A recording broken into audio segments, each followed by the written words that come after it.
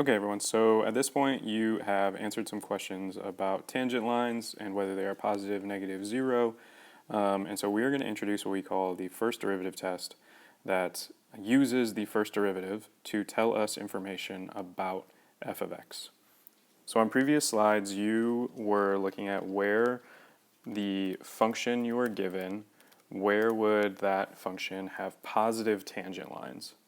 So if I'm looking at this function here, I see that it's kind of split into three intervals almost. There's an interval from negative infinity to 0. It looks like this interval would have positive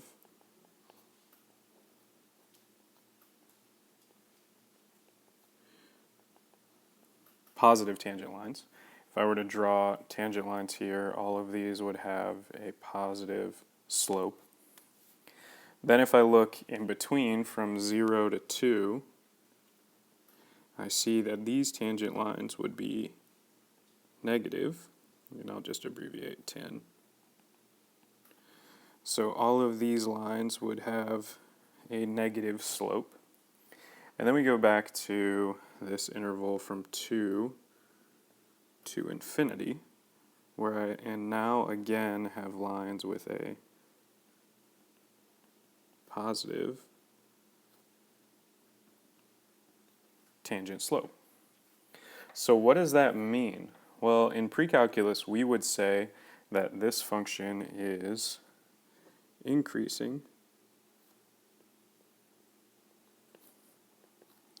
from negative infinity to 0 and from 2 to infinity.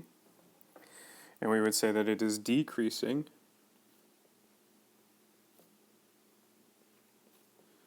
from 0 to 2. We would also give some more information. We would give information like this point and this point, these two turning points. We would call this a relative max, and we would call this a relative min. So this looks like it has a max at 0 and a min at 2. So that's the pre-cal way to look at this function. And now what we're going to do is see how the derivative of this function can actually give us the same information. So below here, I have the derivative graph. This is f prime. This is the graph of the derivative of this function, f of x. We don't know what the function is, but we just know that this is the derivative. And we can see that those intervals that we previously had are still present. Here is our interval from negative infinity to 0. Here is our interval from 2 to infinity. Here are our two turning points at 0 and 2. And we're able to tell that same information, but we're just using a different aspect of the graph. So before we said that this was increasing because the tangent lines, they all have positive slopes. But here, we can see that f of x is increasing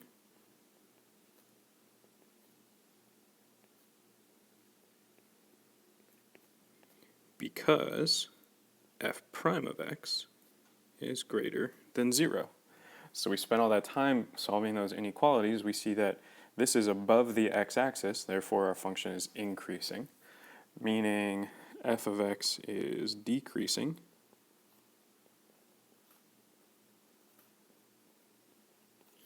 because f prime of x is less than 0. And our last interval, f of x is increasing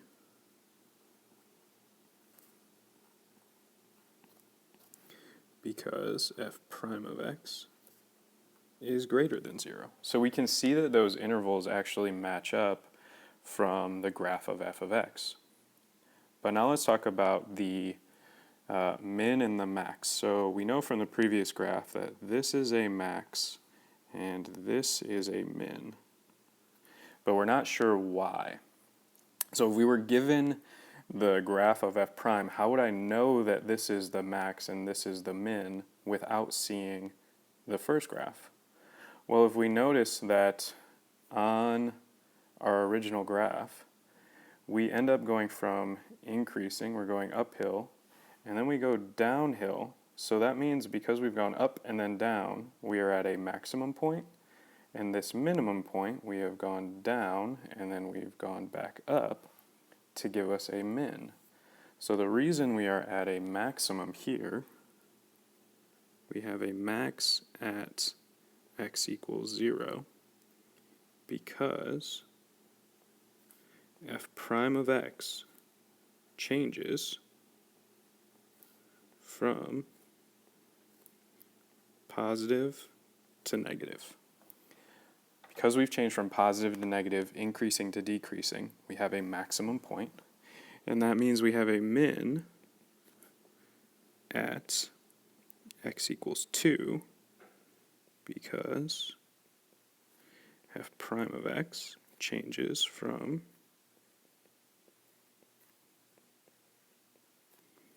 negative to positive.